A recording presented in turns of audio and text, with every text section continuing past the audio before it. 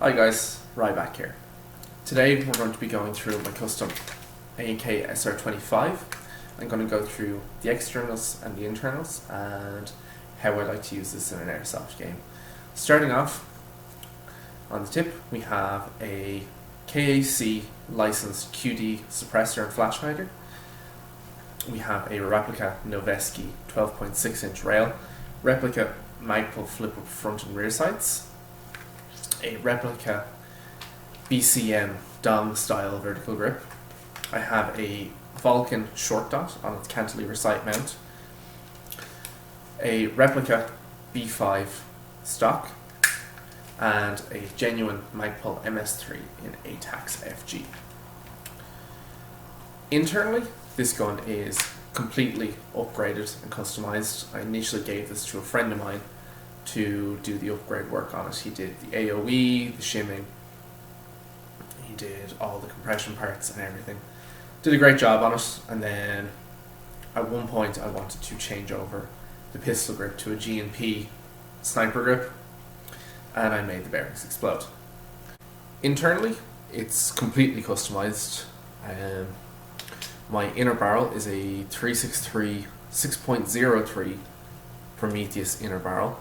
That has a yellow maple leaf macaron hop-up rubber and a Prometheus rotary style hop-up.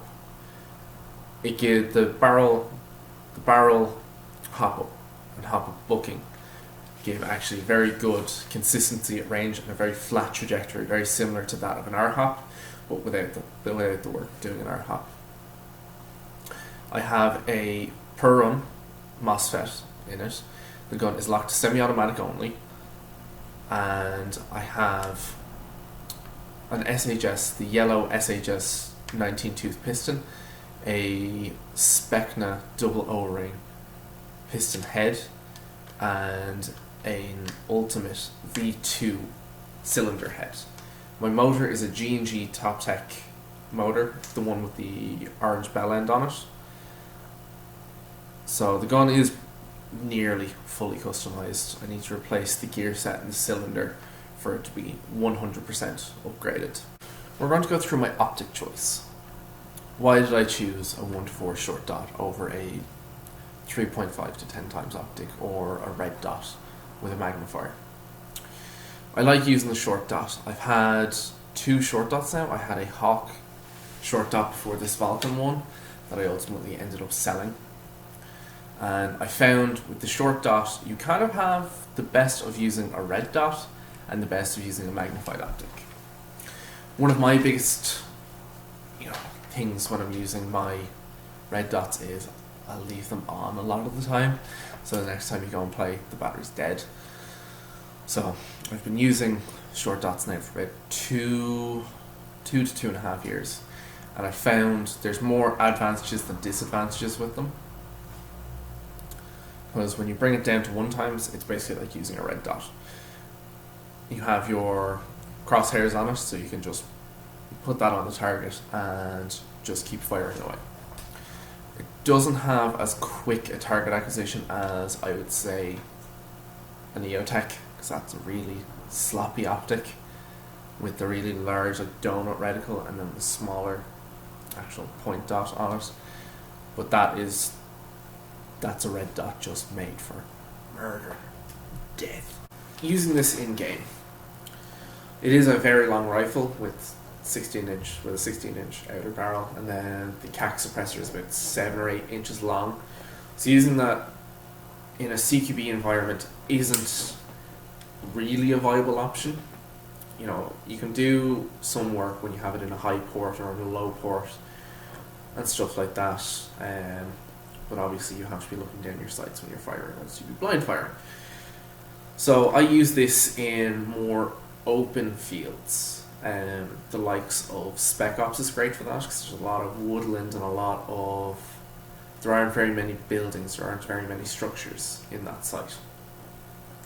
Same with Fingal Airsoft. There's great places for you to just hold down one area, just picking guys off and using your range and consistency to your advantage. This is one of my favourite looking airsoft guns. I just think the SR-25 is just beautiful with the giant dummy thick 308 mags, and just how it's kind of like, that looks like an M4.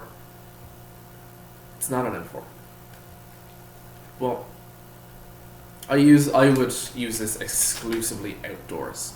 If I take the suppressor off, yeah, it'll be shorter, but I like, because I foam filled this, that it does kind of help with the sound of the riff firing. Now obviously your gearbox, your shimming, your motor alignment and all that stuff will have a big play in the overall sound signature of your AEG firing, but also this kind of helps with, especially when your gun is overvolumed airsoft guns, they have this like massive crack when they fire, so it helps. And cool guy points because it's a actual dimpled licensed CAC suppressor, 5.56 suppressor on a 308 rifle. But it's airsoft. Yeah. My next video will be on my KJW KCO2 GBBR, so that would be another kind of overlook and overview of my collection of airsoft riffs.